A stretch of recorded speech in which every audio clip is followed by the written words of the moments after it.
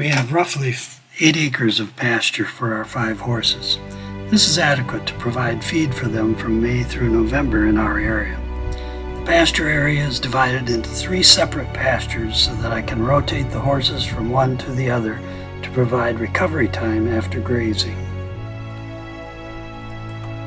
When I move the horses to the next pasture, I mow the pasture they are leaving to keep the weeds from going to seed.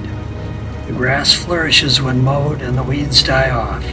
Attached to the back of the brush hog used for mowing is a drag harrow to scatter the manure. By the time the horses return to the pasture, the manure is gone. The electric fencing that I have chosen is 4 strands of equine poly rope. It is 9/32 inch diameter and with 12 strands of stainless steel wire embedded in it and a 1,592 pound breaking strength. The poly rope is not only strong, but it is safe for the horses since it is not sharp and will not cut them if they get run into it by another horse. It is easy to install. You can roll all 4 strands from a vehicle at once after the posts are in place. You stretch the rope by hand with a small block and tackle. With the poly rope, I was able to space my T-posts out 75 feet apart.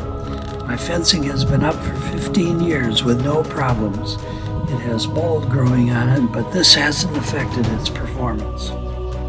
My first pasture was built with the traditional wood corner post and brace post. This has worked pretty well, although I have had to replace several posts that rotted off at the ground level. For replacement gate posts, I have used utility poles that I was able to obtain when the utility company was replacing existing poles.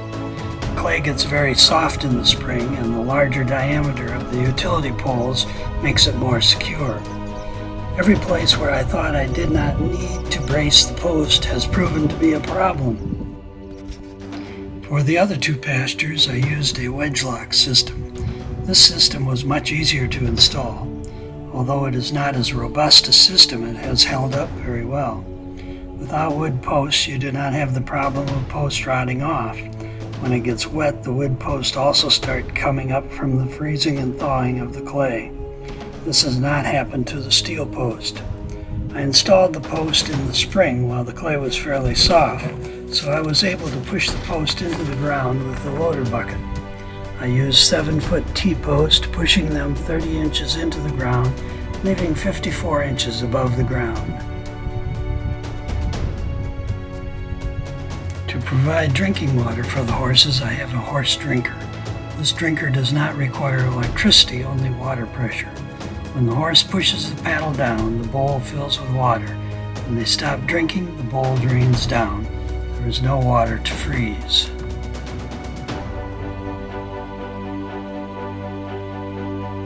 The horse drinker is installed in my barnyard so the horses have access to it from any of the pastures. Originally it was located at the corner of the barnyard fence so that they could reach it from either side of the fence.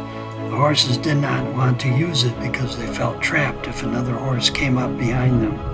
I rearranged the fencing so they can get at the horse drinker from all sides, solving the problem. When we first had the horses here, they were on the pasture 24/7. As a result, they were getting too heavy. Since we do not live at the barn site, I needed a way to control how much time the horses were on pasture. During the day, the horses are in the barnyard. There are 2 gates exiting the barnyard. One gate gives them access to the south and east pasture. The other gate gives them access to the north pasture. Both of these gates have an electromagnet that holds it shut until the timer turns off the electricity to it.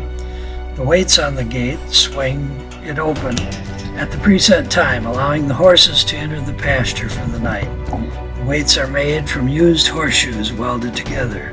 The gate remains open during the night so they can get back to the horse drinker or go into the stalls of the barn. In the morning they come into the barn for their grain and I close the gates again.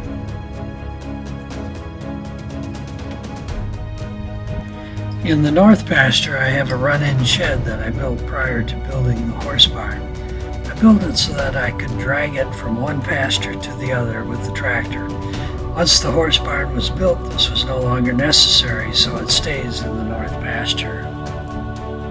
In the winter, our horses are fed round bales located in a corral beyond the control gate. The round bale is set on a large tire inside a round bale feeder to keep the bale off the ground. I use a Century livestock feeder made of polyethylene pipe. It was guaranteed for 7 years. I have had ours for approximately 12 years and is still in perfect condition. Along with being extremely tough and durable, it is very safe for the horses. When the stalls are cleaned, the manure is piled in a windrow. When it warms up, the dirty hay around the feeder is added to the manure pile.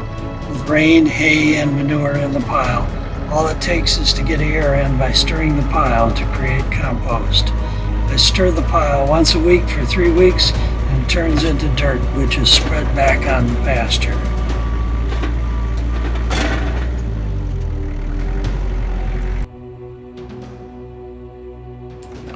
If you gained some new ideas from this video, or the video stimulated you to come up with some new ideas of your own, show your appreciation by clicking the thumbs up button, crushing the subscription button, and ringing the bell. It's all free.